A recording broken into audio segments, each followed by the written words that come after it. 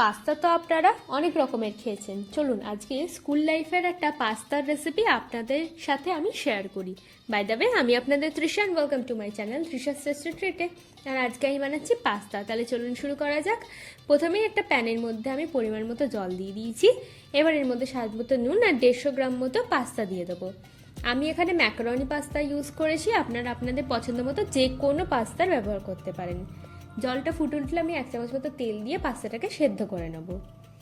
দেখুন আমাদের পাস্তাটা সেদ্ধ হয়ে গেছে। এবার জলটা ফেলে পাস্তাটাকে আমরা ঠান্ডা করে নেব। এবার কড়াইতে তেল দিয়ে ভালো করে তেল গরম করে 1 চামচ মতো রসুন কুচি আর 1/2 চামচ মতো আদার কুচি দিয়ে ভালো করে আমরা ভেজে নেব। এবার এর মধ্যে আমি একটা পেঁয়াজের কুচি দিচ্ছি, 2টো কাঁচা লঙ্কার কুচি দেবো, একটা আলু লম্বা করে কেটে নিয়েছি সেটাও দিয়ে দিচ্ছি, দিয়ে ভালো করে আমরা মিশিয়ে নেব। এবার এর মধ্যে আমি স্বাদ মতো নুন দিয়ে ভালো করে এবার আলুগুলোকে ভেজে সেদ্ধ মতো করে নেব। এবার এর মধ্যে 1/2 চামচ মরিচ গুঁড়ো আর 1/2 চামচ মতো চিনি দিয়ে ভালো করে মিশিয়ে নিচ্ছি।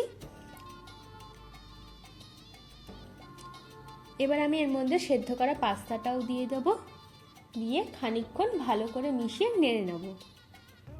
দেখুন আমাদের পাস্তাটা একদম রেডি। খুব সহজ না? আমার ভিডিওটি যদি আপনাদের পছন্দ হয়ে থাকে তাহলে প্লিজ একটি লাইক করবেন, প্রচুর শেয়ার করবেন, আর এরকম আরও ভিডিও পেতে আমার চ্যানেলটিকে সাবস্ক্রাইব করবেন।